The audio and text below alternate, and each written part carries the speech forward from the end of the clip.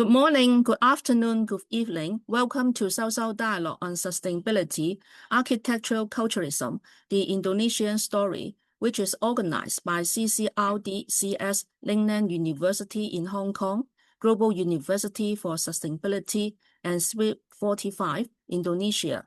First, let me introduce myself as a host of Global University for Sustainability. My name is Jade Margaret. Currently, I'm Associate Professor at Southwest University in Chongqing, China, and I'm also a Global U founding member. Global U is an international network of 200 founding members with a substantial number of scholar activists from Asia, Africa, and Latin America. It was officially launched at the Tunis World Social Forum in 2015.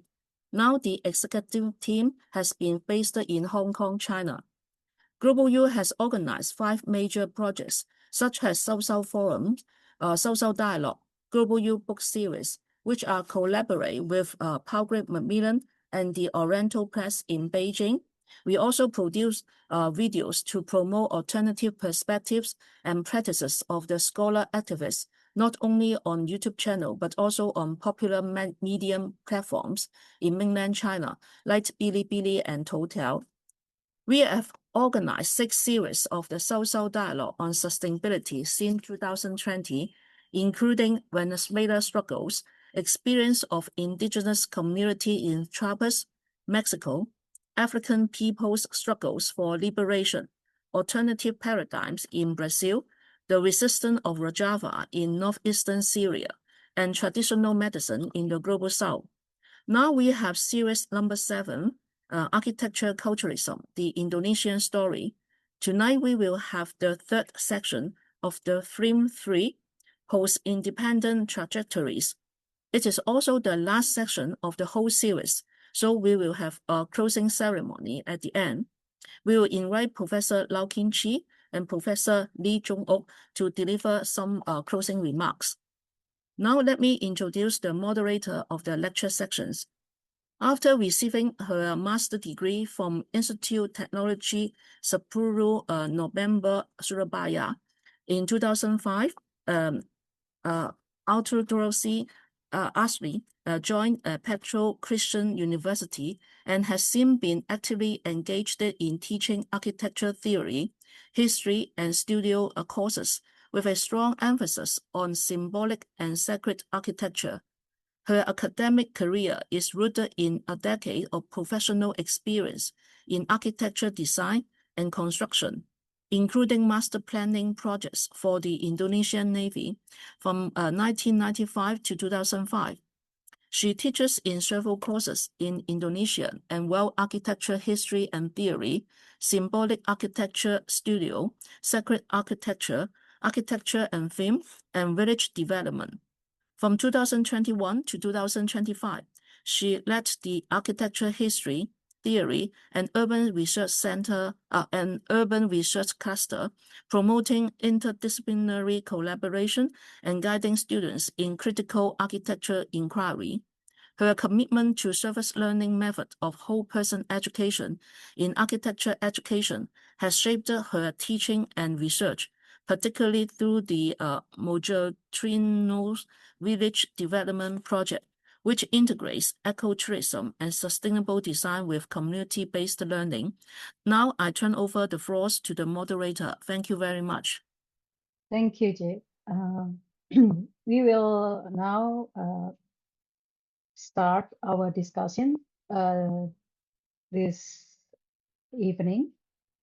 Good evening all, and maybe good morning and good afternoon for all the attendees from all over the world.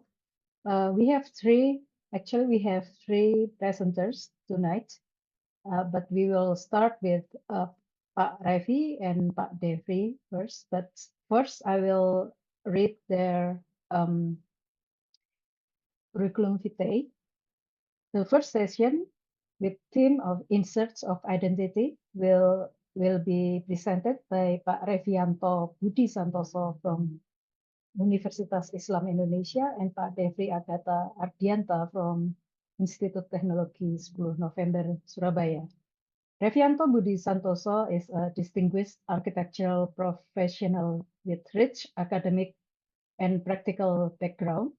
He holds bachelor degree in architectural engineering from Gajah Mada University and a master architecture from McGill University in 1997 and the doctoral degree in architecture from Institut Teknologi Sepuluh Nopember in 2017. Since 2020 to date, Revianto serves as the head of the Center for Islamic and Nusantara Architecture, and since 2022 as the head of the Master Architecture Study Program at Universitas Islam Indonesia. He is also actively involved in cultural preservation, serving on the Cultural Council of the Special Region of Yogyakarta from 2023 to this present day. And as the head of the Yogyakarta City Cultural Heritage Council from 2015 to present day. His professional work include leading architectural design for various university buildings and cultural centers, as well as conservation plans for historical sites. His extensive publication include Encyclopedia Arsitektur Islam Indonesia that was published in 2024 and Keistimewaan Yogyakarta dalam perspektif arsitektur. It's about the specialty of architecture in Yogyakarta. That is was published in 2022.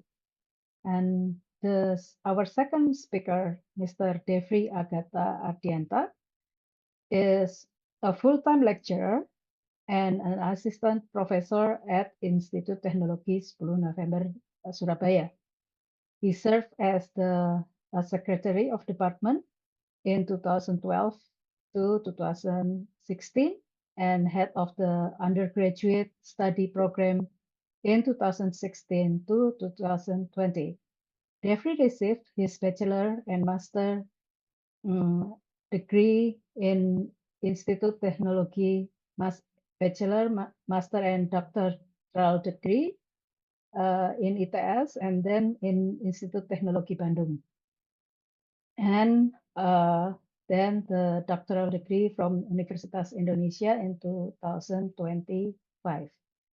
His research interests are related with architectural design method, architectural representation, and creative inquiry.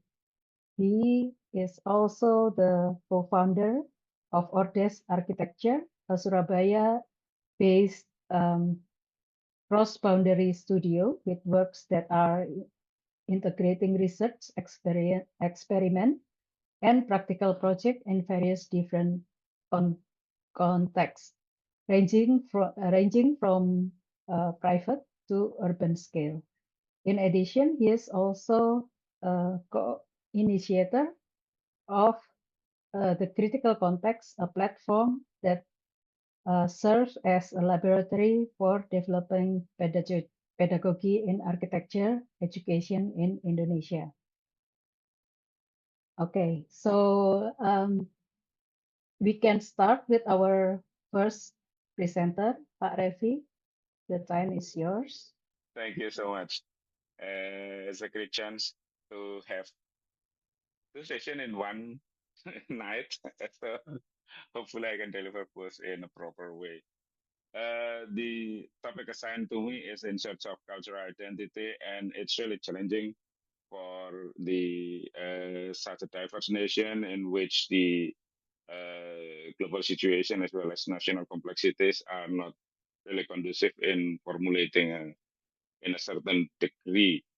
But we have great resources, cultural resources, to be involved in the present situation. And I was assigned to discuss on Father Mangunwijaya roles in formulating this identity. Yusuf Pilyarta Mangunwijaya, he is a Roman Catholic priest serving in Jakarta. He was an architect as well as a religious leader, but he also served as a social activist as well as a man of literature. So Father Bawan Wijaya was really held a comprehensive role in contemporary situation. He passed away, I think, in 19, yeah, oh no, no, into 1999. Yeah. I would like to discuss one aspect that to me it's important since his concern, he is in the critical junction of all of his roles in serving humanity by acting as religious leader as well as an architect and also producing excellent literature. So in this case, Padawan Wijaya with his multiple roles, creating a unique position. He produced a treatise, an excellent book, a theoretical one. It's called Wastu Citra, which is not easy to translate. He promoted the word Wastu to instead of architecture, since Wastu is more comprehensive and more real rather than architecture, which is often seen as too abstract for the real people. But the opening dedication of the book is really fascinating. He said that this book is written to honor artisans and field workers through their particular ways. Our architectural skillful master for me. So he really praised and appreciate the role of the common people who are involved in making architecture by their hands rather than by their drawing and designing or sketching. So Maun Wijaya is a maker or creator rather than a designer. His concern is to make rather than to design. So, because by making, he is placed in the real situation to make change in the world, in the real world. Here we can see that his innovation is directly related to the life of the people, whether the people who are working for him, with him, to produce the building or to construct the building, as well as those who get the benefit of his building. And I would like to quote, he is also a priest, a Catholic priest living in Philippines, that repeatedly say that science is taught, but architecture is made. So making architecture is the real engagement with the world. So in this case, Mount Wijaya made architecture with humanitarian intention. For him, the dedication to humanity is the most prominent aspect of his design and working. So he deal with material to produce form to serve humanity. So he, with humanitarian intention, by appropriating material as well, natural as well as industrial, to produce a meaningful form. So when we look at the creation of Mount Wijaya, we see the closeness to the life rather than the abstract theorization. It is also surprising when we are reading his major opus or book on Vastu Citra. None, not a bit of his work were quoted or represented there. So he make a good distinction between the intellectual endeavor, which is placing the architecture of the commoners equals to the classical architecture and the progressive material industrial. But in the real life, he is working keenly with the people, the real materials, and the real concern with humanity. So he would like to improve life of the inhabitants as well as the makers. This is one of the community hall that he built on the river bank in Jakarta, his hometown. So we can see that people really use this simple space in a very much active way to improve their lives. He deals with the concrete, with the artisans as well as with technology. So he was mediating everything in on his disposal. So if we look at the design, it's not a proper design in a sense of the document ready to deliver in a capitalized system of production, while the contractor might deliver exactly as you conceive in your design. So designing and constructing are united in its work. Basic ideas as encounters with materials, site, and people are developed. So it's only sketchy ideas like this, while everything else was decided on site with the working people as well as the local communities. So in terms of materiality, Father on which I treated material as a starting point. He uses natural, local, and industrial materials to produce architectural forms and serving humanity. So you can see here, here is one of the of his work. It's simple one. It's a house of his friend, but we can see that he used the wood, the natural materials, and also bricks, which is produced locally. But he also used concrete in unusual way. We'll discuss more on the way in this case the column is is concrete. Sorry, but he crafted as if it is handmade concrete.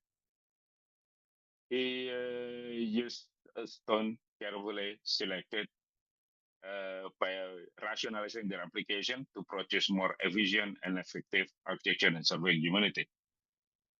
Yes, when he uses natural materials, he let the material appears as it is or as they are, and enhance their characteristic by the tectonic and aesthetic composition. He intervened a little since the material itself already rich in character, and especially he appreciated the trace of the working hand, like this volcanic stone in which he was working for creating a monastery for the Trappist order. And you can see the wooden column behind it's just as simple as possible. He really loves a frame structure which is elegant and efficient as well as functional. So we can see here he uses many of his building by exploring this principle. The triangular stabilization of the structure make the building components can be delivered in an efficient way. In this case, we can see here it's in Sendang Sono pilgrimage site, in which one of the pavilion he provided with the straightforward A-frame, which is already elegant in itself. In various situations, in this case, the house stand on stilts on the topographically steep contour, so that it can be easily adjusted by changing the size or the height of the stilts, and the opening can be oriented towards the view, towards the wind, and towards the protection of the rain walls. Here is the uses the A-frame in a community hall, which is richly painted by other people. But Father Wijaya developed the basic construction system, which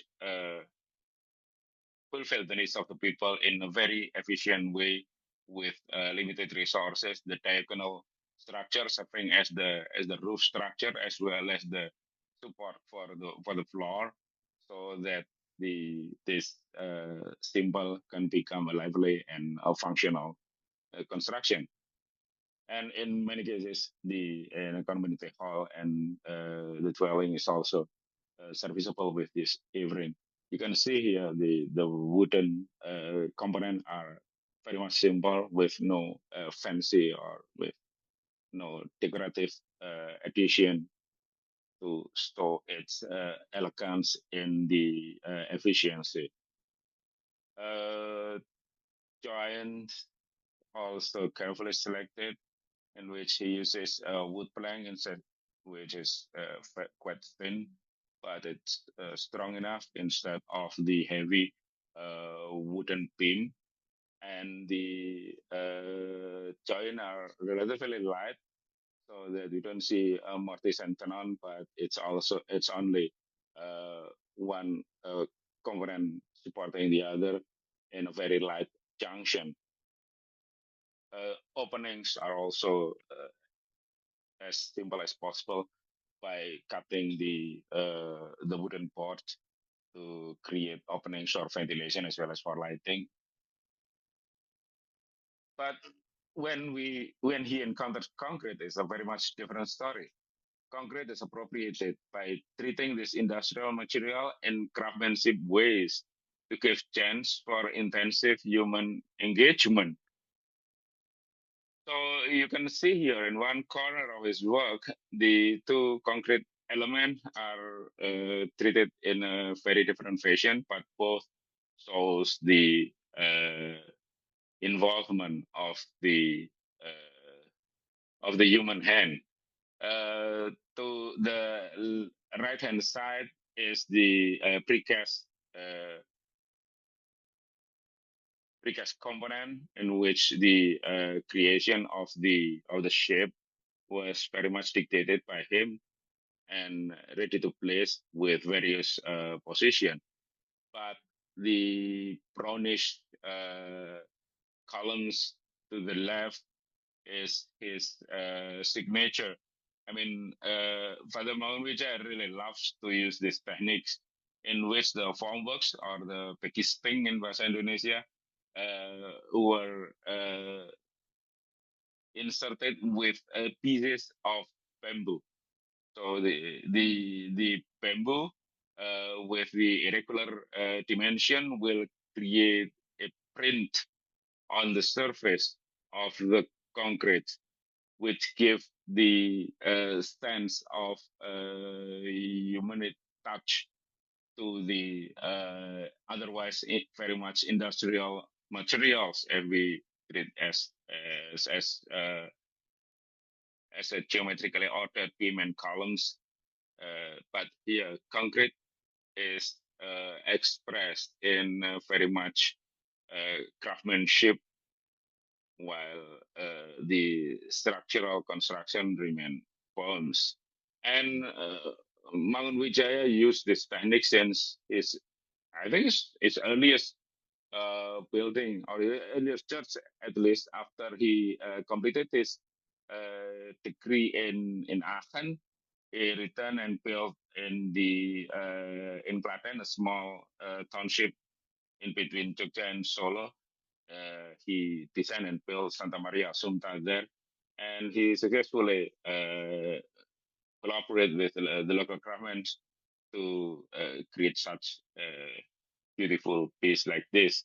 Even though later collaboration with craftsmen from other places are not as good as the one in Maria Assumpta. Here is the column and beams of the Maria Assumpta. Again, we see the A-frame, but here is a much advanced way in which he created with a huge, enormous columns and beam. But the surface of the beam and column is treated in this fashion. So this grid size of the structural members have very much human expression, touch, and dimension in this case. So if we consider the uh, types of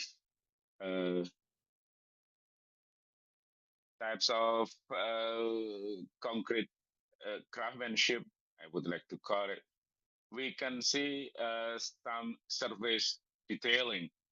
Mount Wijaya creates tiles with floral elements like this in many places, but the most abundant is in the Sendang Sono pilgrimage sites for the Virgin Mary. This I think only 2 or 3 centimeters thickness of this, and he gave the sense of nature, very much Ruskinian ways to be inspired by nature. So this is not a structural one. This just covering a surface, and the structure is behind. And he used this extensively in the site, so we can see in many parts of the retaining walls, it is hidden behind this. So the sort of sturdy appearance of the structural wall to resist the lateral forces of the soil have a gentle and natural look. But he also makes detailing with concrete to create space. And one of very wonderful exercise is in a Trappist monastery in Salatiga, in Central Java, in which he produced precast ventilation elements with very well calculated proportion in a rational way, geometrically ordered square, circle, and semicircular. Only 3 forms are allowed with modular dimension. Yes, it is very much Western. I mean, the way Westerners thinking of the perfect architecture is the geometrically harmonious with uh, in all details and the holes. But we just stopped at the details. After he produced this ventilation block, he let the sisters there, those who are living in the monastery, so and the sister can place that as they wish. So we see the irregular position is the decision of the sisters, of course supported by the artisan and carpenters, but Mount Wijaya stay away from deciding the placement as well as the composition of that. Therefore, in this quite vast and extensive complex, we see plenty of variety of composition. One sister would like to have it on the eye level so that the light might penetrate into her room, but the other one prefer to have a greater privacy. So they are placed on the higher level, so the won't let the passerby to look at the hole. And another composition, one is on the corner, the other one is near the windows, and create a rich variation from the strictly regulated and calculated geometrical figures. So in this case, the liberation of the geometry is very much enhanced with the involvement of the user, while he, as the architect, control the elements, but not the wholeness of this composition. So here we can see there are many ways to arrange and combine between the wooden and the concrete, between the metals, chandelier, which is also locally made and crafted, and the wooden beams and the structural members of the concrete pillars and openings. The richness of that really make this complex becomes traces of humanity. Even broken porcelain and ceramic tiles, he or maybe he broke some of that, but breaking the industrial product made it make them more human, instead of we place everything as a regular members, in which covering all the surface with the same grid.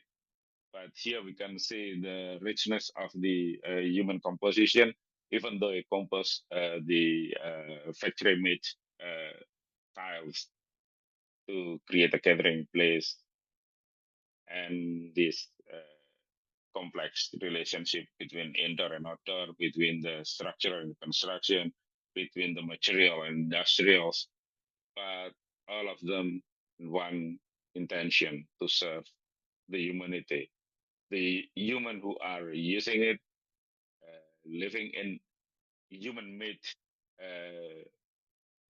space, and construction members, so that they are not alienated, like living in a ready-made container, industrially made, so that the traces of humanity appears everywhere, including those by the users who make adjustment and composition for this next generation. The work is dedicated, so they have a vision of the future.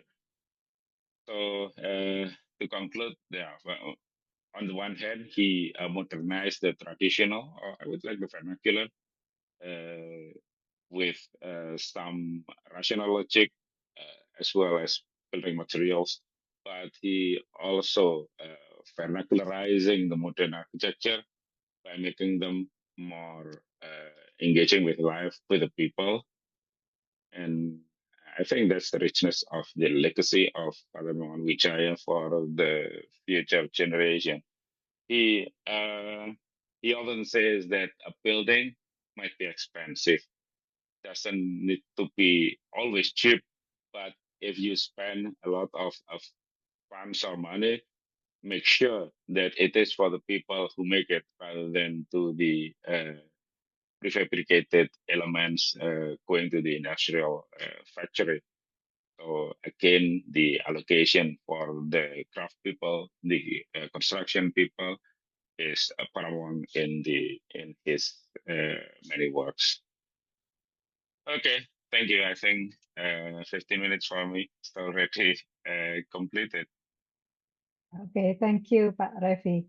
We can go to Pak Defry for the presentation. Your 15 minutes. Okay. Good evening, everyone. And this time I would like to discuss Indonesian post-independence architecture, the theme of this session, through a design discourse perspective, I think, rather than through a purely historical one.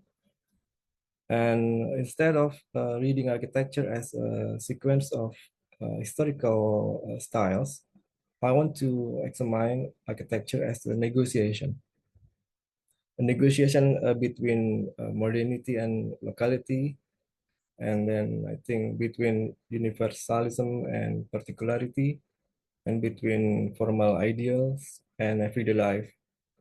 And this time I will focus on the works of Pak Harino Sigit, an architect whose name is, for me, almost absent from dominant historiography, yet whose works reveal an alternative trajectory of Indonesian architectural identity. But to be honest, it is not easy to discuss Harun Sigit and his works because there is very limited documented data or archival material regarding him and his contributions over the years. That's why I'm afraid that I cannot give you images as many as Pak Revi did with Romo Mangun. And the materials I will present are drawn from the archival exhibition on Harino Sigit, which I was fortunate to help initiate in 2015, I think. And right now, fortunately, information of Harino Sigit's works and architecture has now been documented in the database of the museum architecture in Indonesia.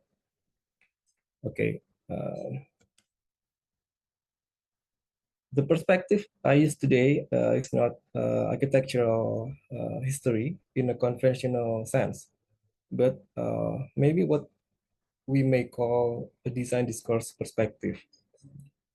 Here, architecture is understood not merely as physical objects or stylistic evolution, but as cultural discourse that produce meanings and possession identities. And in this sense, I borrow from broader discourse theories by, let's say, thinkers such as Michel Foucault and Stuart Hall, where identity is not treated as something fixed or essential, but as something continuously produced through representation and negotiation as well. And therefore, the question is not what is Indonesian architecture, but rather how was Indonesian architectural identity negotiated through design practices after independence. My reading of Ardianta Sigit is also informed by Frampton's concept of critical regionalism.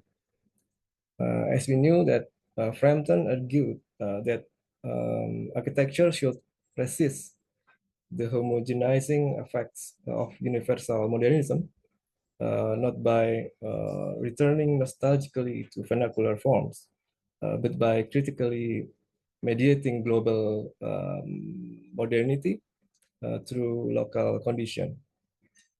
And importantly, critical regionalism is not anti-modern. Instead, it emphasizes tectonics, climate, materiality, and sensory experience as ways to, let's say, anchor architecture to place. This becomes particularly relevant in reading Ardianta Sigit's works because his architecture rarely employs explicit traditional symbolism, and rather locality emerged through climatic adaptation and structural articulation. I think one most important question is why Ardianta Sigit? Ardianta Sigit belongs to the first generation of formally trained Indonesian architects after independence. He graduated from ITB in 1964 and participated in the establishment of architecture education at ITS Surabaya, and also practiced mostly in Surabaya and East Java. He was influenced by modernist architects such as Le Corbusier and Oscar Niemeyer, and then Felix Candela, as I remember, and but also by Professor Van Romon's ideas about tropical architecture. And yet, despite his importance, his name rarely appears in dominant architectural historiography. But this absence, I think, becomes important. And Ardianta Sigit's works can be understood as a process of translating modernism into tropical conditions. We can clearly recognize formal influences from Le Corbusier, especially through pilotis, floating messes, and Bras Soleil compositions. However, these formal devices are transformed into environmental instruments. In this sense, his architecture resonates with tropical architecture discourses developed by figures such as Victor Ogley, where climate becomes a generator of form rather than merely a technical problem. And therefore, modernism here is not simply imported. It is, let's say, climatized, localized, and negotiated. In many post-colonial contexts, identity was often reduced to symbolic representation.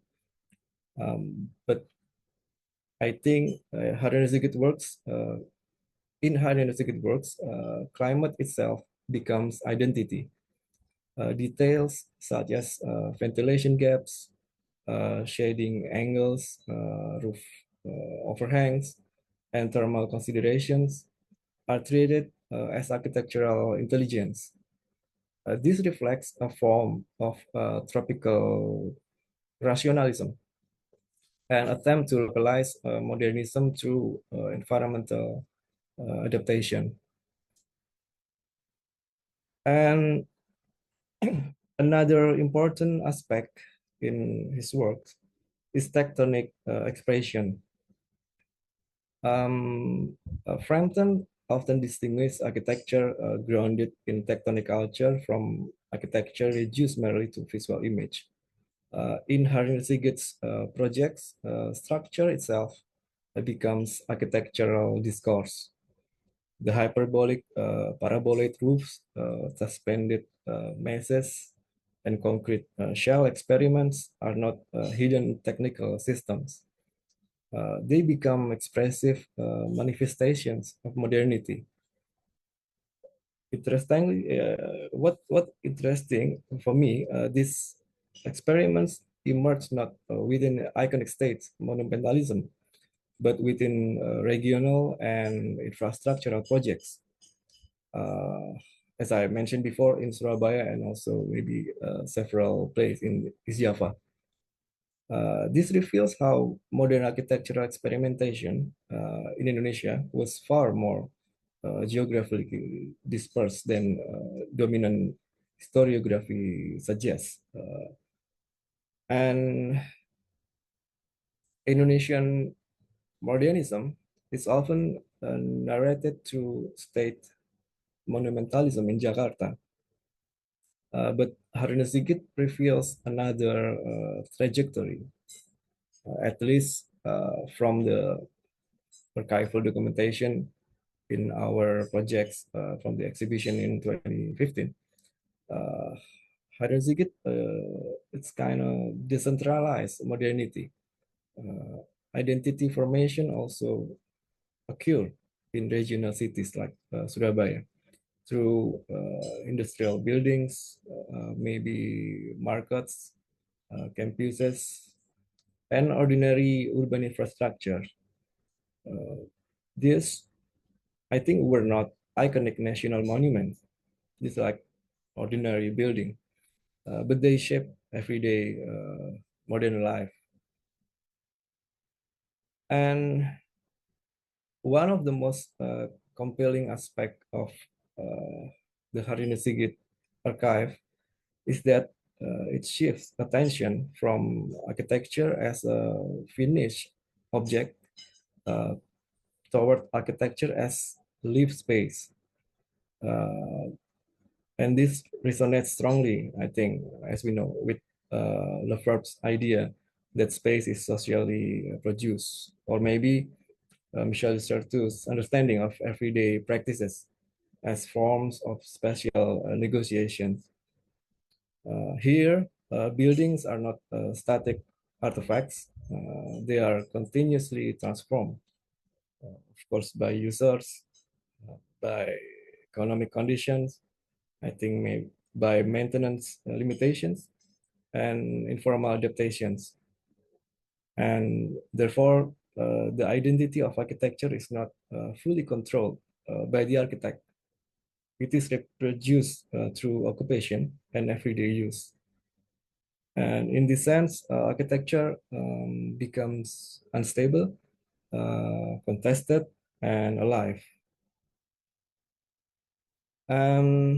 Ultimately, Harunasiggit's work suggests that Indonesian architectural identity should not be understood as a fixed national essence.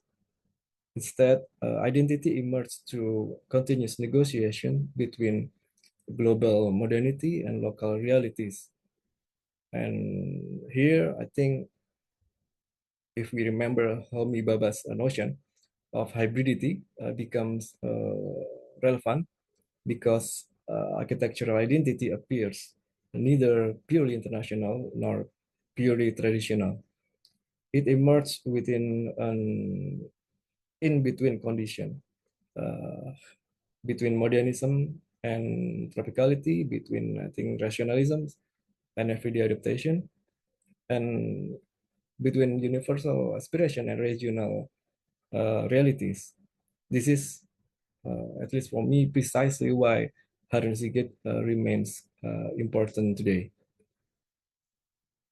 And I think to conclude, Harun Sigit demonstrates that Indonesian architectural identity was never a fixed essence. It was not simply inherited from tradition, nor fully imported from international modernism. Instead, it was continuously negotiated through climate, technology, structure, regional conditions, and everyday life. And most importantly, his works reveal how a figure almost absent from dominant national historiography can open another way of understanding Indonesian architecture, not as a centralized narrative produced maybe, let's say, only in Jakarta or west part of Indonesia, but as a decentralized and tropical and deeply practical as well as a negotiation of modernity. And I think perhaps Indonesian architectural identity was never something to be found as a stable essence, but something continuously negotiated through climate, material, infrastructure, and everyday life. Thank you. I think that's all from me. So we will welcome our third presenter. I guess we have Nyoman Gede Mahaputra with us here. I will read his CV. Nyoman Gede Mahaputra is currently served as a lecturer in the Faculty of Engineering and Planning in Warmadewa University Denpasar, Bali, and also a researcher that is active in the research center in Warmadewa. He received his undergraduate degree from Udayana University in 2001, diploma from Academic Van Boekers Rotterdam in 2008, and master from Erasmus University in 2009. And he got his PhD from Oxford Brookes University in 2017. He and his teams had received prestigious international research funds, which include 2025 Arcadia UK and 2025 WRI International, 2024 Fulbright, and 2024 Fulbright grants, respectively, with proposal themes of endangered wooden architecture in Bali, tactical urbanism for low carbon emission zone in Ubud, hybrid spatial evolution of Singaraja, and grounded research in Tenganan Grisingan village. This recent publication titles includes Modernism and the Experimental Architecture Timeline in Bali, the crisis of vernacular knowledge and epistemological disruption caused by modernization, reinterpreting Trihita Karana from Balinese cosmology to developmental rhetoric, a critical architectural history of Bali, and cultural hybrid in theoretical hybrid. Yeah, okay. Thank you, Bu Altre, for the introductions. That was some of my research. But today I would like to talk on regionalism, particularly on Balinese architectural identity. I think this is the continuations of my previous two presentations, where in my first presentation I talk about pre-colonial eras, And then my second presentation is on the post-colonial era. I try to develop a framework first before discussing the role of Robi Sularto in this debate. The problem of identity is invoked but rarely resolved. I think identity in architecture is not simply has. Architecture never has really identity, but it is a claim architecture have produced identity. For instance, when people ask whether a building is Balinese or not, we often judge a building by its roof, gates, its ornament, and material surface. But in reality, identity also depends on authority. Who has the right to decide what counts Balinese, or who has the right to recount what is Indonesia in architecture? So, first, I would like to develop a framework. So, essentialist reading often argue that identity comes from vernacular. It is rooted. But when we see more closely, based on my two previous presentations, from a constructivist reading, identity is made through discourse. It's also representation. Who has the right to be represented? Who has who were excluded from the discourse? Also, identity is also part of classification. Some group of people or maybe government they created classifications. What is Balinese architecture, for instance?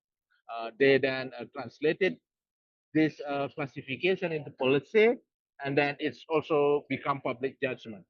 So I think my position here in this debate is identity is historically layered, but contemporaneously actively inherited, framed, projected, and also regulated at the same time. So based on this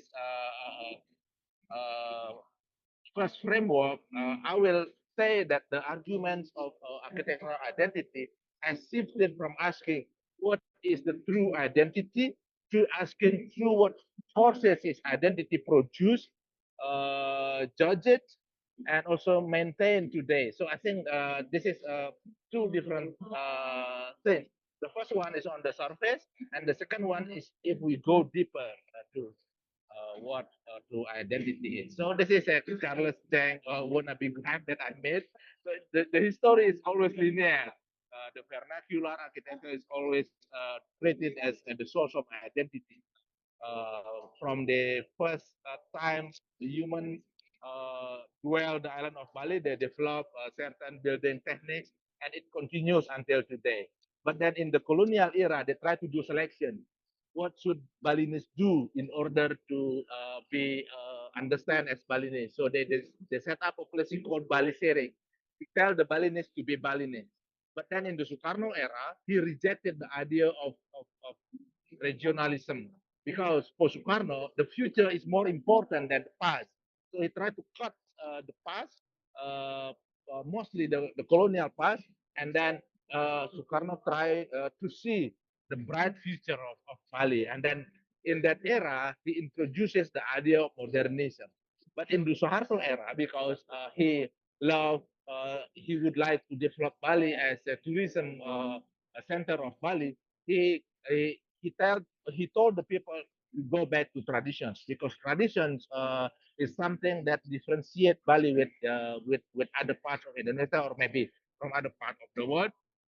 And this distinctive ideas also can be commodified, can be consumed by tourists. So in the Suharto era, he developed a regionalism stand. Here, the linear model explains the origin, but I think all forces keep saving design judgment, keep shaping a policy, keep shaping public taste, and also architectural production today.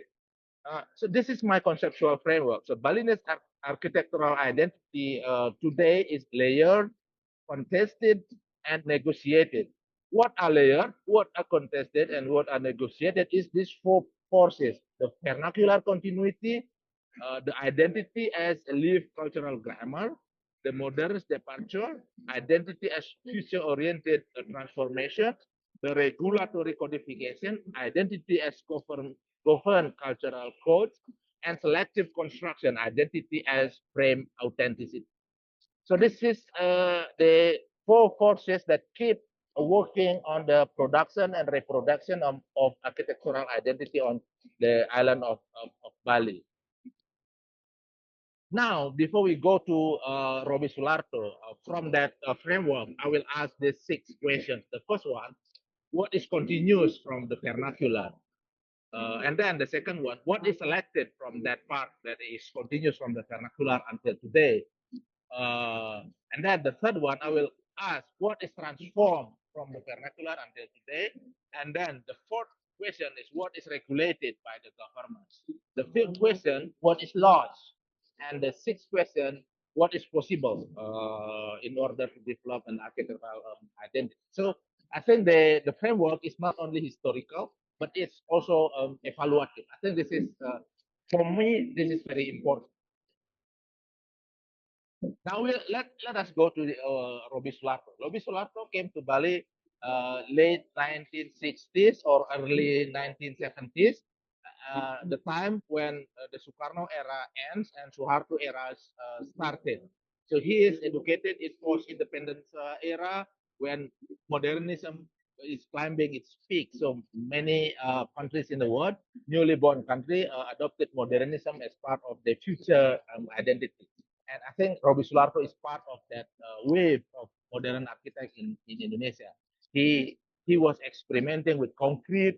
He was experimenting with glass. He also experimenting with acrobatic form, transforming traditional form into a modern form.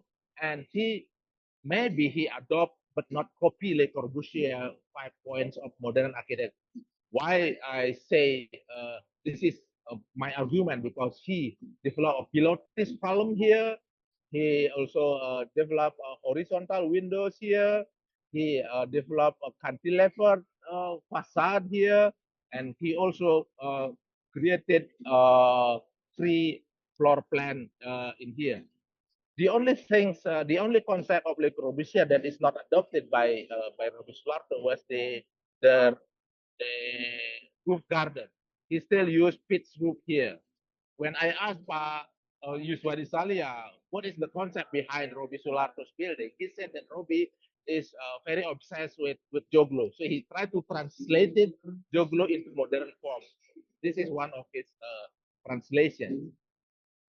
When he came to Bali, he rubbed shoulder with Geoffrey Bawa, a respected architect from Sri Lanka, who was invited by Donald Friend and Geoffrey Waworuntu to develop property in Sanur. This is what they developed together between Geoffrey Bawa and Roby Sularto, translations of a traditional building in Tenganan into a house and a museum of Donald Friend's work. So they with the team did quite deep research on the architecture of Bali.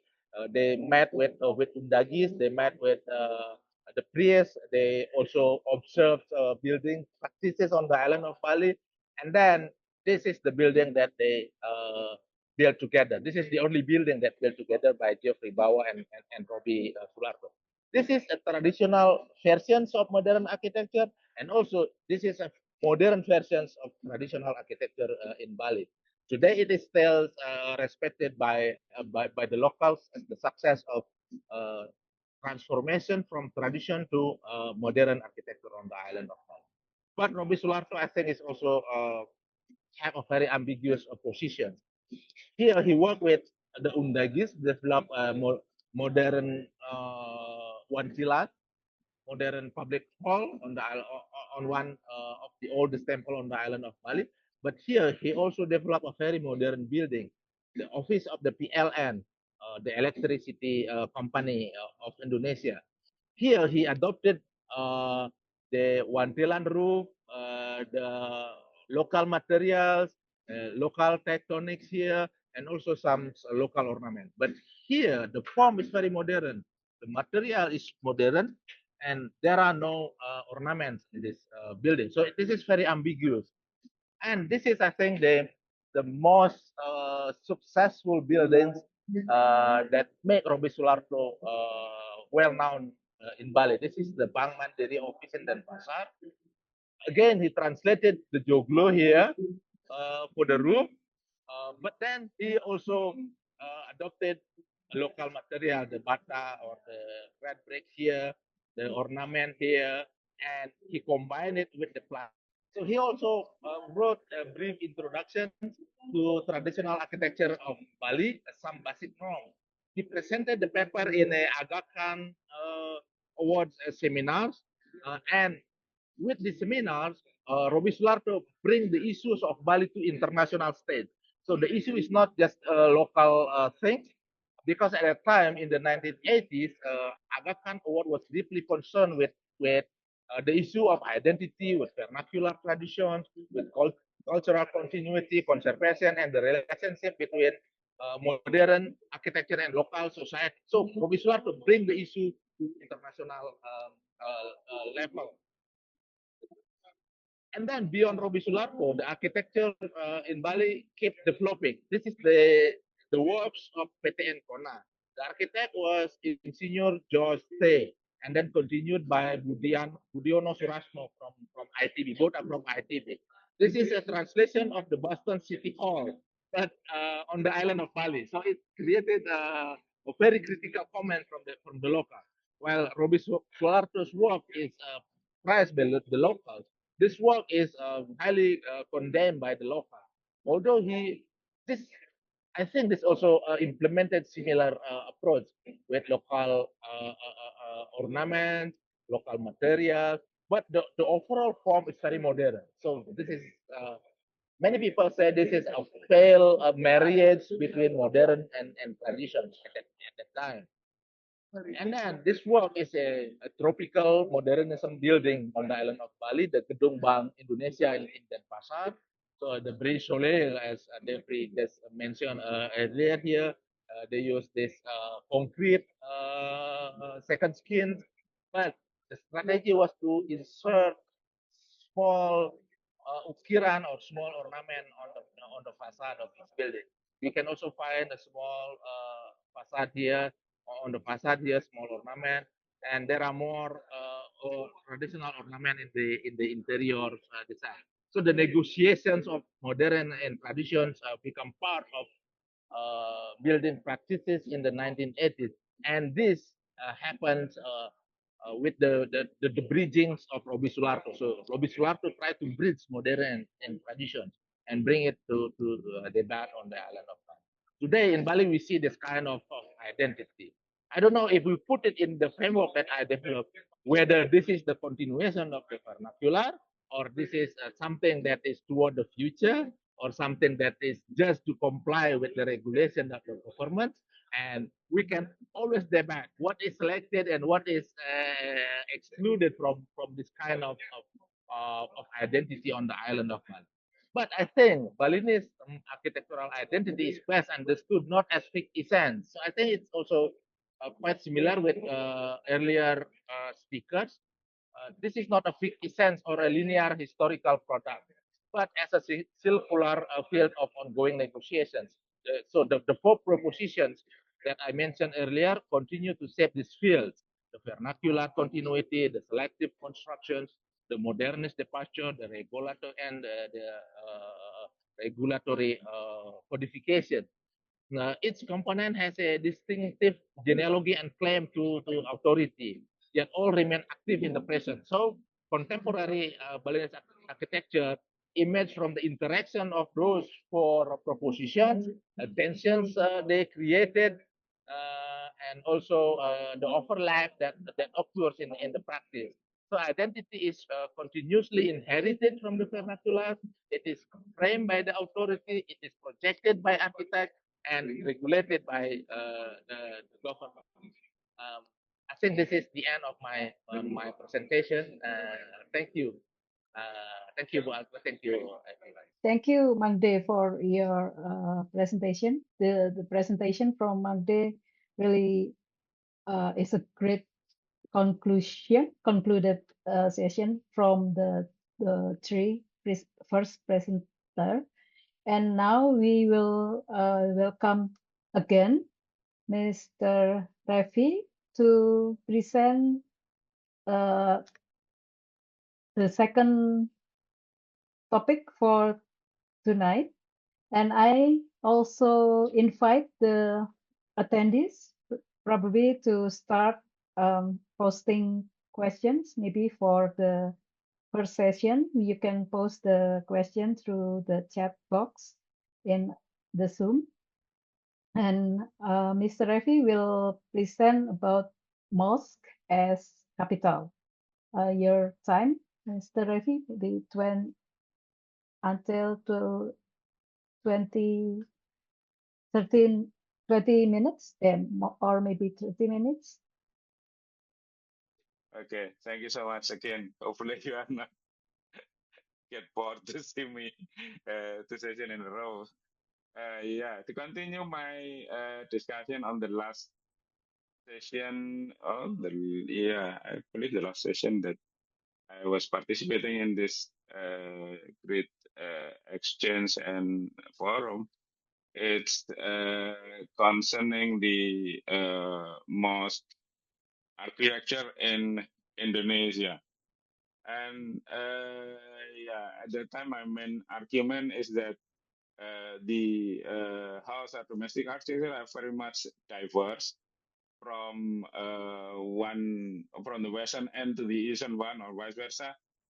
We see a rich variety with distinctive feature for each regions. But when it comes into a mosque architecture, it seems all regions agree on a particular formulation. It's a square plan, pyramidal roof, multi-tiered with adornment on the pinnacles.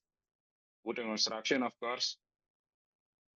So, is in the pre-colonial era, we will presume that there are great connectivity between communities in many regions in Indonesia, or we may say almost all of the Muslim in Indonesia have a network without center, since there are no single object or single archetype to follow, but they have a very much similar architectural expression of their mosque. So here we see from the Indrakiri in Aceh to the Wapawe in Ambon in eastern portion of Indonesia, of the archipelago, but we see a great of strong similarities between them. And during the colonial era, it's the introduction of domes and westernized design, so that regularities like symmetrical component and ordering system, including a detailed proportion, it becomes the feature of the mosque, especially during the late colonial era in the 20th century, actually, since previously the Dutch did not pay much attention of the religious structure. And at that time, these mosques were constructed to control the Muslim population in the archipelago. So, but among some of them are initiated by local leaders with their contract, like Sultan Delhi with the tobacco contracts. In Tanjung Pura, we have the Sultan Langkat with oil company, and they were very rich in among the sultanates in Indonesia. So they have the ability to build or to renew their mosques, which are remain monumental till today. And the features like dome and small minarets imported from India via the British Malay become prevalent in many parts of the regions. Modernity is the obsession of the early post-independent Indonesia. In the early years, the industrialized constructions become prevalent, even though they are in many different ways. On the one hand, is the Great Mosque of Istiqlal, the national mosque with a hemispherical dome. It's dome, but it's not associated with any regionalities in the Islamic world. And like Mas Defry said about the role of the tropicality, the response to the climate, and the regularity of the structure become the hallmarks of the feature of this era. But on the other hand, we also have like Salman Moss trying to create a distinctive form of modernism with without necessarily related with the previous typical domain minaret. So that in Salman Moss and ITP, we can see the typical moss with reverse curved roof and a very slender abstract minaret. But the phenomenal is in the Suharto era, in which he, I think, the greatest kings in the Islamic history to build 1,000 mosques, and it's industrially produced with such precision because it's not even locally made, but it's distributed throughout the archipelago.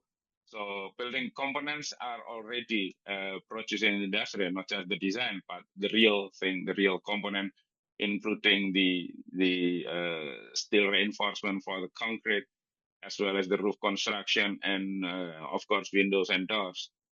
Yeah, it's a mass-produced industrial, but referring to traditional from in the pre-colonial era. So it's kind of appropriating technology in a very brutal ways with the argument to revive the old traditions. But contemporary era seems very much random. We can see red parade, yeah, or the cruise ship, Saint Basil Cathedral in Moscow, Baha'i Faith Temple in Delhi. They are all are inspiring this. The design. These are all mosques. So I was wondering how to understand such. I would like to say random diversity in Indonesia after we have very much follows a particular archetype. So I'd like to borrow Pierre Bourdieu's notion of capital, in which he distinguished between four capitals. Capitals is the former, the objectification of relation in the society to create a symmetrical relation in which inequality is normalized and capital can be accumulated to increase the inequality, and each capital can be transformed into another capital. And there are for capital, for the economic capital, the money in its in many forms, including income, property, savings, patent, etc.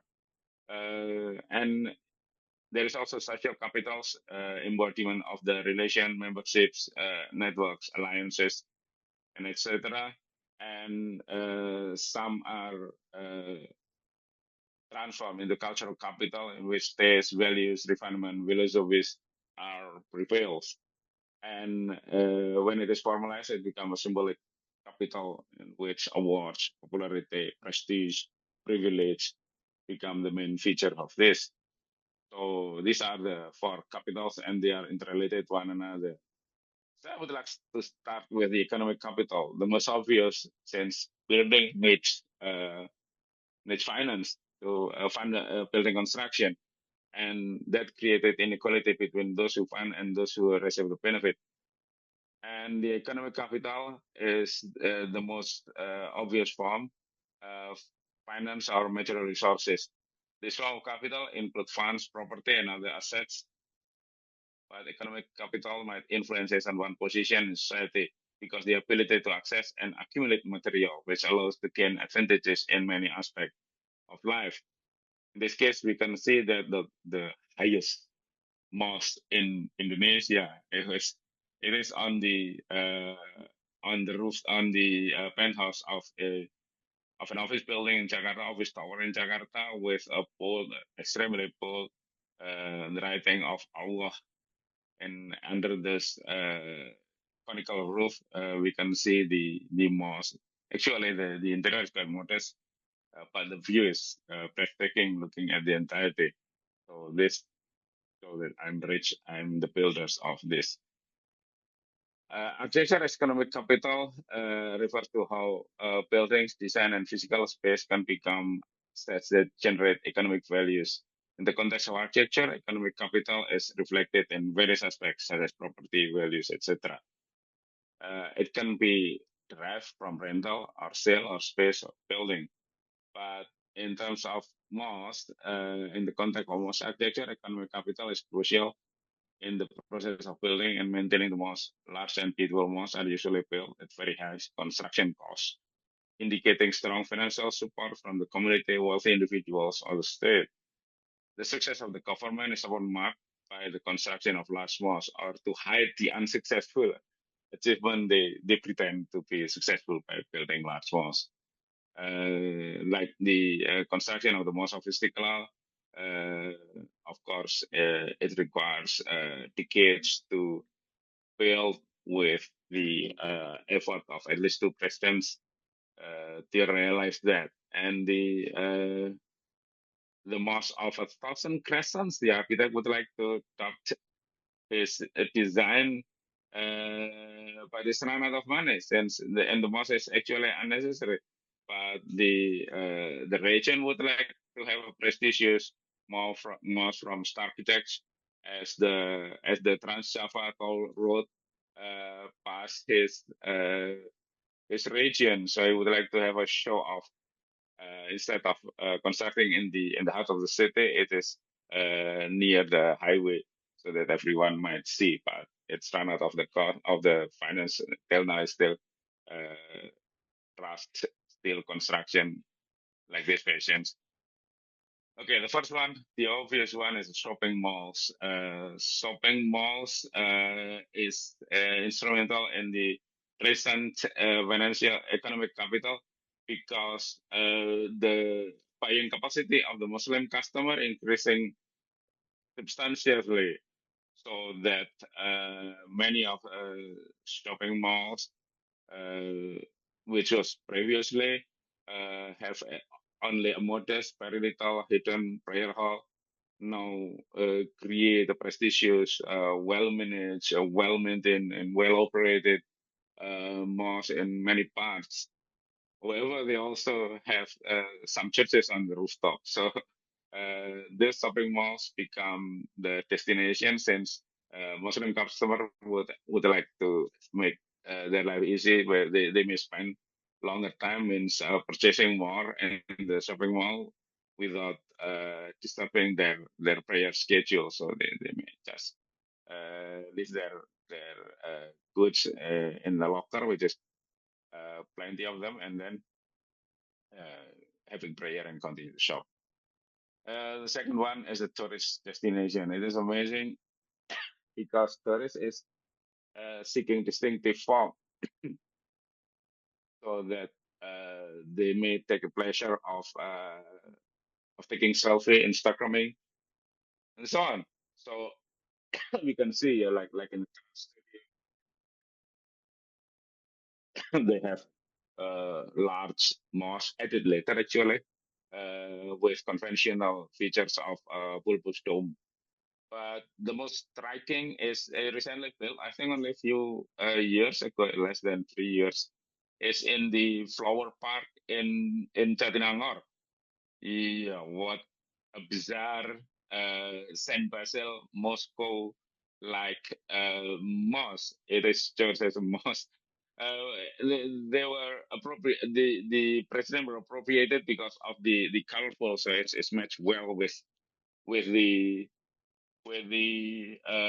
flower park there, and next to the dam of Jati Gede in Sumedang, a white pure lotus temple of Baha'i faith in Delhi was borrowed and landed in next to the waterfront as a mosque. So the sources become varied in this case to make it so-called iconic and unique, so that it becomes the major attraction of the destinations. The third one is the miscalculation. I mean, the real estate, large real estate, in the size of two municipalities, there are many extremely large commercial development by developers, and they don't think that the Muslim people are their primary customers. So in the Kota Wisata in Cibubur near Jakarta, in the vicinity of Jakarta, previously there was no mosque there, and since the developer thought that Muslim are not prospective customer of this real estate, but later by the initiation of the community as the growing Muslim populations, they built larger and larger mosques. So the Darussalam Mosque with a yellow dome on the left top side of my presentation become one of the exemplary mosques in Greater Jakarta, in which it is well managed, well operated, and have a beautiful exterior as well as interior features. And the dome mosque on the right hand side is the Al-Ikhlas Mosque in PIK Pantai Indah Kapuk 2, one of the largest recently expanded development. And previously it was criticized because it's too much Chinese features. It's like little Beijing, and it's become suspicious as this. This is the headquarters of the Chinese people in Indonesia. So the developer built added the Al-Ikhlas Mosque, which is quite substantial in dimension as well as in the classical composition. So, and BSD, I think one of the largest township built by a developer in Tangerang in the vicinity of Jakarta as well. It was recently built, even it's somewhere incomplete yet. The great mosque of Baitul Mukhtar. It's next to the Roman Catholic Church of Santo Benedictus in Bumi Serpong Damai.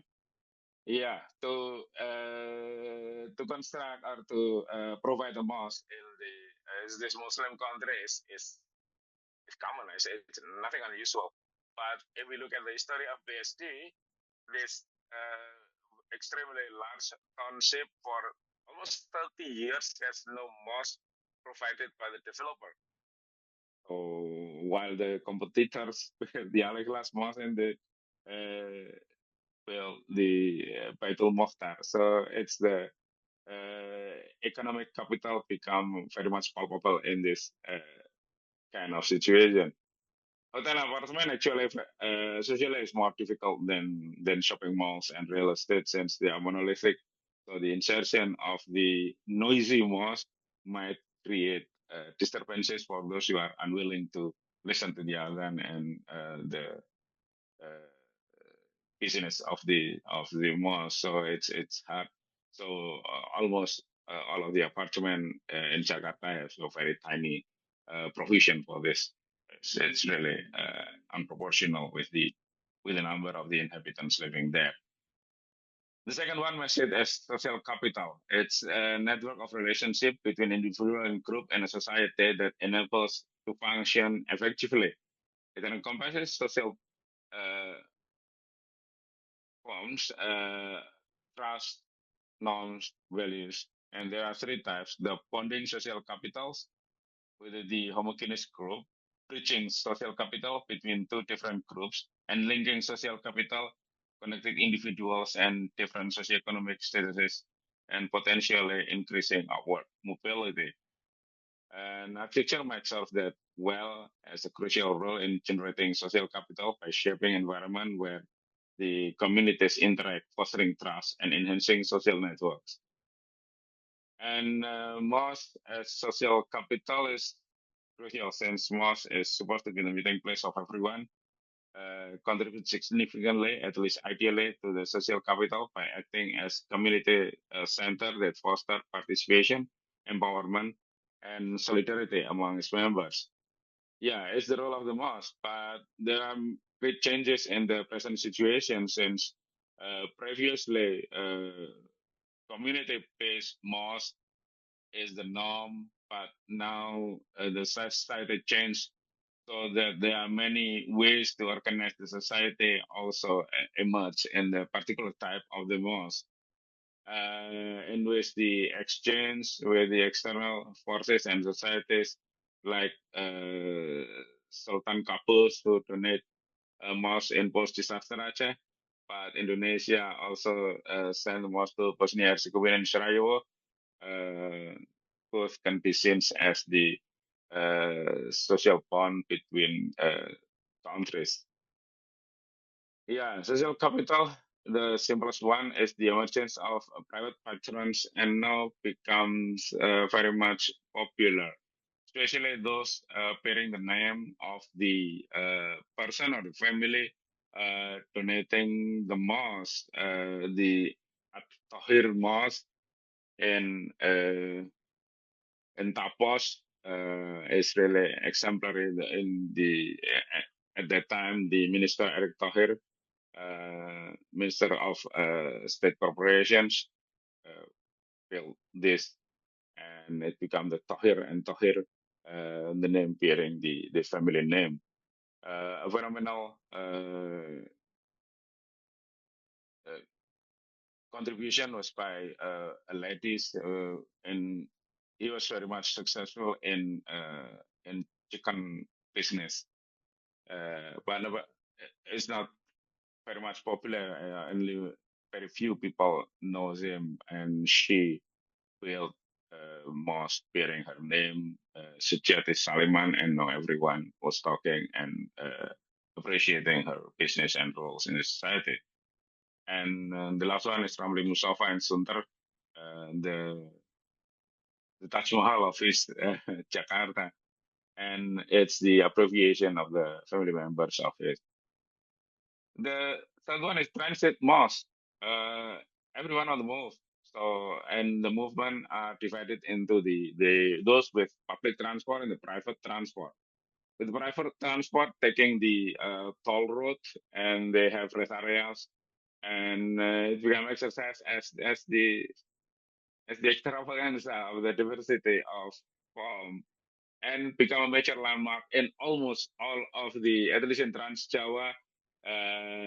Over there, it's not the commercial building which serving as the distinctive features of the complex of rest area, but it's almost always the mosque with its distinctive shape and experimental form of architecture, like a tank or like an origami or like a tunnel. We may see an experimentation. So it become a duck infantry sense to show to become a major sculpture, being the landmark of the no man's land in the rest area.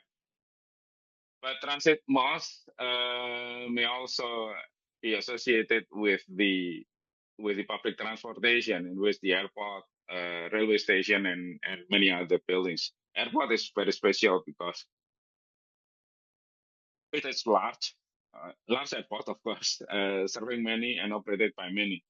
And we can see here, it's one is trying to route in a distinctive way, like the airport of Batam with the headgear of the local costumes, and the fancy mosque or the traditional one. Both are in the Soekarno-Hatta Airport in the Greater Jakarta region. So nothing is associated with Jakarta-ness, but they are serving of the traveling people. They are moving from one part of the world to another, so assuming they are very much familiar.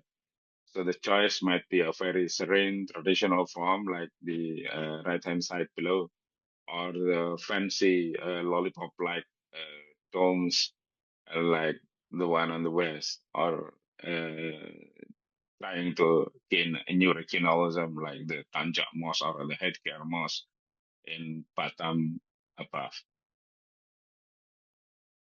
A very special situations were in under the toll road.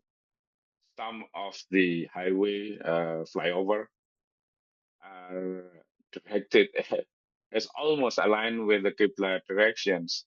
And Yusuf Hamka, the major investor and developer in the highway business, create some mosques. He was a Chinese Muslim. His previous when he previous name was Papa Alun, so the Papa Alun Mosque were inserted underneath the highway, and the Chinese features recall his Chinese identity, which is apparent in this architectural features.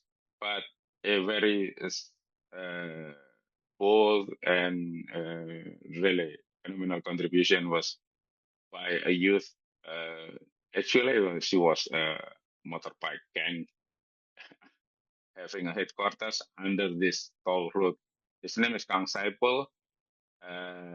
Is in the Mahaputra region in West Java, in Bandung, and he converted this with the limited resources into a mosque by providing like 1 meter walls, clean floor, and Qibla orientation, and voila, we have a mosque for this traveling people, especially the driver of online taxi motor. People are also engaged in a network with a variety of relations. Some are exclusive, one like the LTE, a certain Islamic community with strict membership. Previously, they were underground, but now they appear in almost any major city in Indonesia with their bold title of the mosque posted. And I would like to say heterodox groups of Ahmadiyya, which is often in conflict with the local people, like this one in West Java, is just burned down. And they already rebuilt now, don't worry. They already rebuilt in a bigger and more proper mosque. And also the network of the Salafi, certain groups, which is actually the association for those two groups below is they have strong membership, and Salafi is very loose.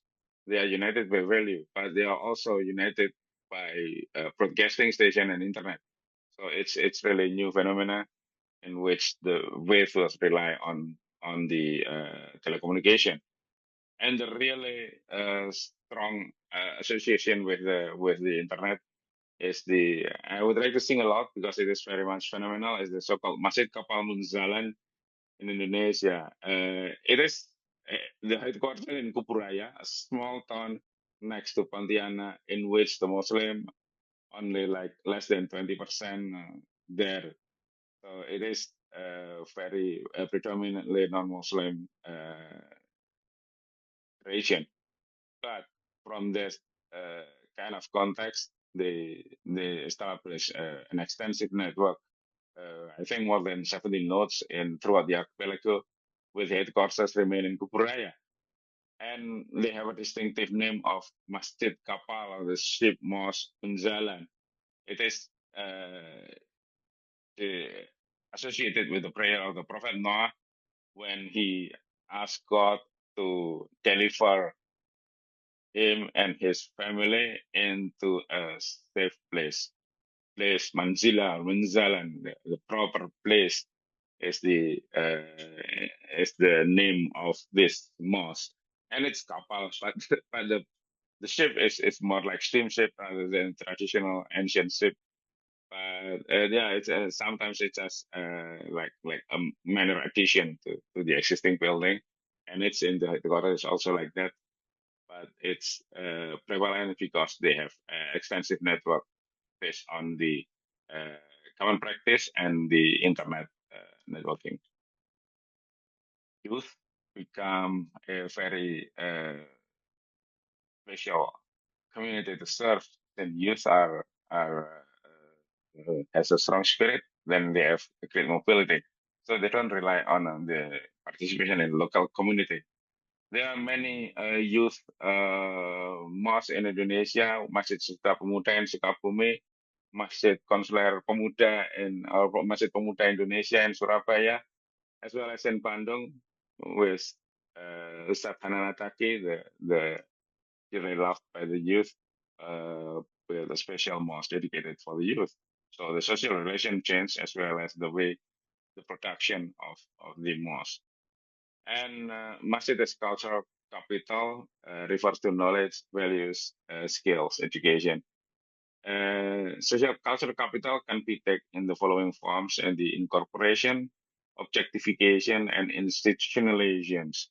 So after the taste is already incorporated into certain object, and it become objectified into this object and formalized by a certain validating institution. Archaeological cultural capitals become the major concern by many critics and authors in Indonesia to show the distinctiveness of the architecture. And even major publication by the archaeological company, also, it's called the sacred space or mosque architecture become the way the formulation of the cultural capital is very well managed. Architect, of course, give a certain aura. This Ridwan Kamil, Andra Matin, Supiyaloki becomes major names in the designing of the building. And we can see here in Makassar as well as in Java and Sumatra, their works to ensure the popularity of the location. And the art object treating architecture as subject. I mean, as the visual art to be depicted in picture, dissociated with the context, and it has to appear pristine.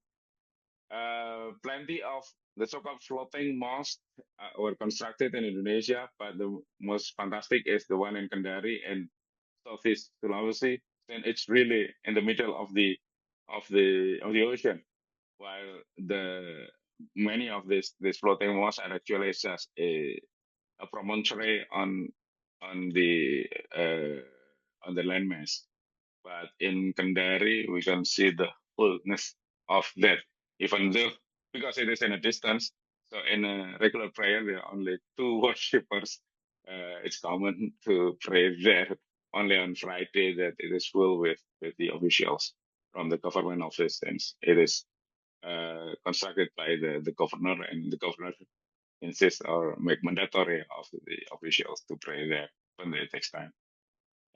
Masjid, while many are built on the shore or seashore, some are also created in the reservoir or in the inland lake, like the Mosque of Al-Jabbar, which is dissociated with all the surrounding. So mosque is not object within the settlement or the community; it's detached and in the middle of the ocean, in the middle of the lake, and in the middle of the hill. Even in the middle of the hill, this is the shape of the ship, the shape of mosque. It is interesting that there are many shape like mosque in Indonesia, as well as the floating mosque, but almost no floating mosque are in the same shape. So this the association are very much different from the floating. Is the terrestrial building type placed on the water, while conversely the ship was landed on the hills. Progressive architecture showing the geometric and industrial materials and equities in terms of the modern criticism, like Masjid Samin Asihiyati as well as Masjid Haja Yulia in Jogja and Solo. And it is interesting to note that it is in Jogja and Solo. The two cities have a strong Japanese cultural roots, and this mosque appears there. after the normalization or the relaxation of the Chinese expression by President Abdurrahman Wahid, suddenly the Chinese expression emerged, and there are plenty of them in Indonesia. And monuments in the world, Sheikh Zayed referred to the Sheikh Zayed, the brother in Abu Dhabi, and Masjid Putih Guna referred to Taj Mahal, and the Raudatul Jannah Mosque in Kendari refers to the Dome of the Rock. So the direct quotation from the major landmarks in the Islamic world become also prevalent, while Kaaba is dearly loved as the form of the mosque with very different context. The one in Mecene on the right hand side is full Kaaba on the ground, while the one in Makassar is only in the corner. And those in Palembang near Bandung is the most complete with palm dates, trees, and it's also used as manasik or rehearsal of Hajj. A certain cultural statement, a strong one, is the most in multi-faith complex. In Bali itself, the tourist destination area of Nusa Dua, while in Surabaya below is serving a large real estate to show that in our real estate there are harmonious life of people of different faith. The small stories of Purbalingga, it is very small town in central Java. It has a traditional pyramidal roof mosque. Later, it is added with the dome and minarets to associate with the Middle Eastern features. But later they have Kaaba shape, but it's not ideological. But because our site is very much limited, so cubicle is the only form which is fit well with the sides. And wealthy Chinese patron built Changhe, the Chinese style mosque. While the Japanese respond in few, it's very much recent, like a few years ago, they built Borobudur like mosque. If the Chinese culture can appear in a mosque, why Borobudur not? So this Sanggar Watu Sanggar mosque is is very much similar to. There's the impression of Borobudur, a major Buddhist temple in the world. The last one is mentioned the symbolic capital, the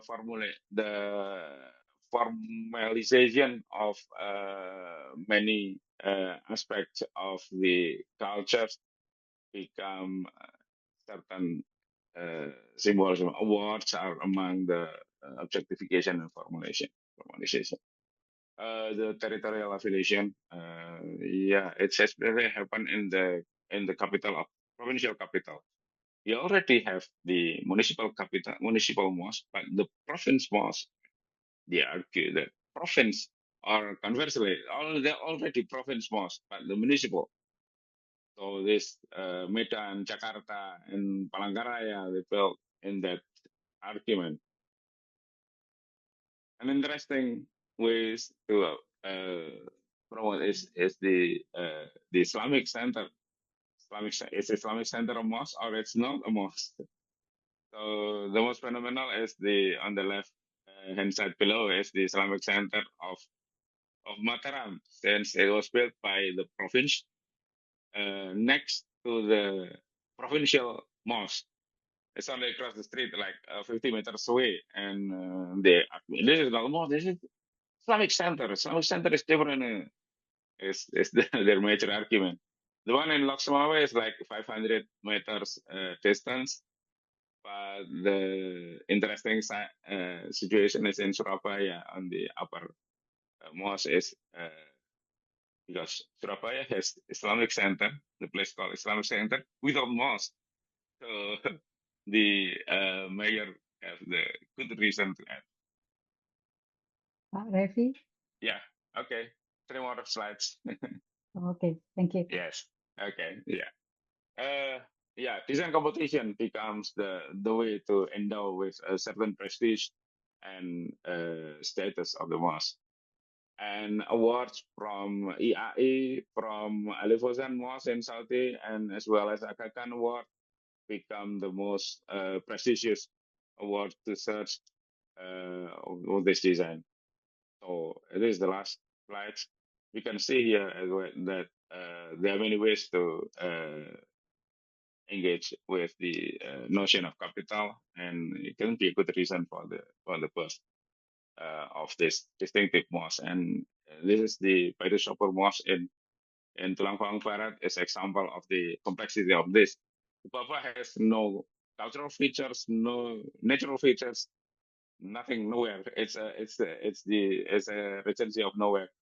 And the regent successfully invited Andra Martin, the star architect, to design a mosque to be a distinctive feature, and it became the cultural capital as well as economic capital within the framework of social capital.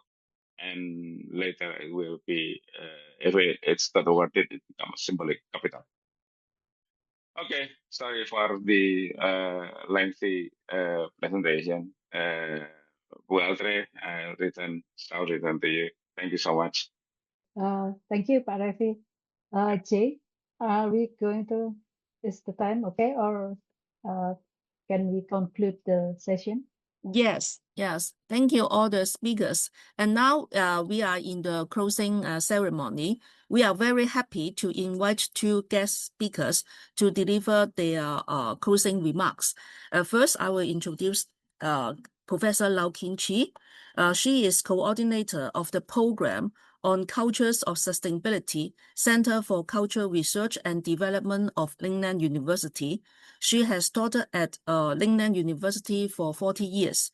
She is a founding member of the Global University for Sustainability and director of its executive team in Hong Kong. She has been involved in the rural reconstruction movement in China for over 2 decades, and she is now a board member of Peace Women across the globe. Professor Lee Jong-ok is Emeritus Professor of Daeju Catholic University, South Korea. She previously served as Minister of Gender Equality and Family under President Moon Jae-in from 2019 to 2020. She is Senior Advisor and ex-President of the Korean Association of NGO Studies. She was the co-chair of Gender Equality Committee of Ministry of National Defense, co-president of Women's Forum for Peace and Democracy, and Diplomacy, and chair of International Cooperation of Committee of Korea Democracy Foundation. She is also a founder member of the Global University for Sustainability. First, we would like to invite Professor Lau Kin Chi. Thank you. Eid Mubarak to everybody. We had the immense pleasure of meeting Eka Ardianta at the 50th anniversary of the Bandung Conference in Bandung in 2015. Since then, we have collaborated in producing video lectures and organizing workshops, such as the Asian Contextual Retrospective workshops on architecture and urbanism at the 6th South-South Forum on sustainability in Hong Kong in 2019.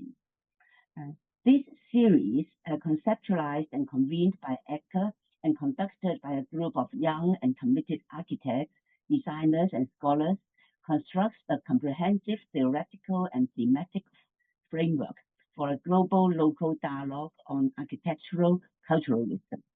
This series is grounded in post-colonial thought, hybridity theory, and Samyan Min's critique of Eurocentrism, and it aims to reorient architectural history and practice from the indigenous perspectives, challenge hegemonic narratives, and shape autonomous, context-rooted spatial futures. I would like to highlight the theoretical foundation of the series. It unfolds in 2 parts, from post-colonialism to hybridity, and from Eurocentrism to culturalism. Key thinkers include Frantz Fanon, who analyzes colonial mental subjugation and the need for resistance to restore native dignity. Edward Said, who critiques Orientalism's binary and homogenizing construction of the East. Gayatri Spivak, who addresses the subaltern's suppressed voices and proposes strategic essentialism. Homi Bhabha, who emphasizes cultural hybridity against fixed civilizational blocks. And our mentor and friend, Sami Amin, whose multidisciplinary framework rejects narrow dialectics and Eurocentric periodization, and instead deals with the dynamics of history, capitalism, modernity, religion, and center periphery. Amin's concept of culturalism highlights how culture shapes long-term historical trajectories, suggesting that global hegemony stems not only from northern power, but also from internalized colonial inferiority in the global south. Against this background, architectural culturalism positions architecture as an integral component of everyday culture and one of the largest and most influential tangible cultural artifacts.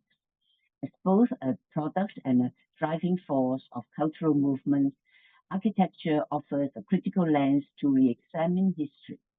The framework rejects nostalgic glorification of pre-colonial eras and essentialist ethnic representation. Vernacular architecture encourages dialogue among competing heritages to understand shared regional cultures and retraces global connections to reinterpret indigenous architectural evolution. The series is very rich and inspiring. It is structured into 3 sequential themes spanning pre-colonial, colonial, and post-independence periods, with 9 online sessions and 18 focused topics conducted in the last 5 months this year.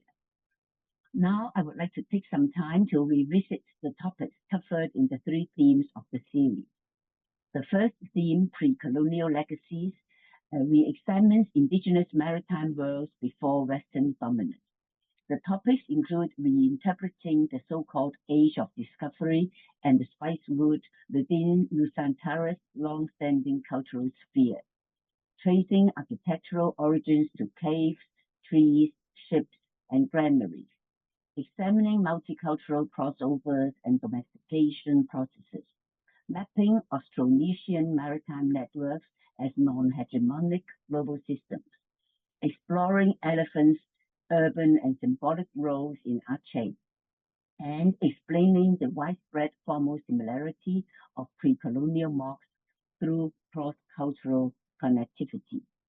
The second theme, colonial experiments, unpacks spatial domination under such rule. The sessions analyze colonial superstructures and territorial logics in ports and railway stations, investigate cultural genealogies in the urban margins of metropolitan Jakarta, deconstruct Surabaya's colonial urban history, expose how colonial policies fabricated Bali's exotic architectural identity, and re-evaluate such architects' work as sites of negotiation, agency, and epistemic struggle rather than mere stylistic adaptation. The third theme, post-independent trajectories, explores identity formation after decolonization. The sessions reassess centralized nation building and modernist construction, examine rural Genki as grassroots modernism, uncover Surabaya's second city urban psyche under Jakarta's dominance, analyze tensions between state modernism and touristic tradition in Bali, and in today's session, discuss critical regionalism in decentralizing Indonesia through prominent local architects, and investigate contemporary mosques as forms of economic, cultural, social, and symbolic capital. Collectively, these themes and topics form a rigorous decolonial inquiry into architecture, urbanism, heritage, and identity. By centering indigenous narratives, challenging Eurocentric frameworks, and embracing hybridity and pluralism, the series advanced architectural culturalism as a global local project. It seeks to empower the Global South to rewrite its architectural history from autonomous standpoints, resist hegemonic knowledge systems, and build spatially just, culturally rooted, and self-determined futures. On behalf of Global University for Sustainability, I thank all of you, speakers and moderators, for your contributions and inputs that have opened new horizons and fostered new friendships. And our special thanks to Eka for your conceptualizing and organizing the series. We look forward to further collaboration on knowledge production of the Global South. Thank you again. Thank you very much, Professor Lau. And now I would like to invite Professor Lee Chung-ok. Thank you, everyone. It's a deep night in Korean time. So I learned a lot through this rich discussions, especially architecture is not my special area, but how culturalistic interpretation can be applied to architecture area. So we can see the many aspects, especially Kinchi and we have worked together for looking for Asianists. So and try to find out Asian way of thinking and Asian knowledge production.